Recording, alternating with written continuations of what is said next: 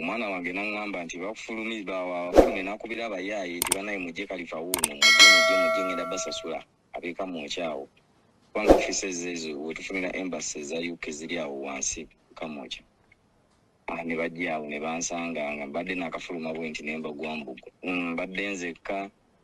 kati kale era nga womanyi nembeera bubezi ize ngera nga namugamba eggaali teyamba mu music kuba n'onaabeera n'eggaali era eri gye tugenda bana ggaali music we yagenda okweyi takugodde ruba amanyi osigazza ekyo kikulu wanze kati nakolamu kati fe twakolamu ate omuntu oba oyagala okuba omuntu okuba jasika ako kayino nodduka emisinde eri awo n'olyoka ogamba nti omuntu intention ibadde yamukuba mukubo we kisooka tukimulumye mukube ekyokubiri mukube ekyokusatu naye okubi atodduse muganda wange tunagamba okusumulula eggaali nze kikulu mbitya biyinza n'okufa abantu bayinza n'obifiiramu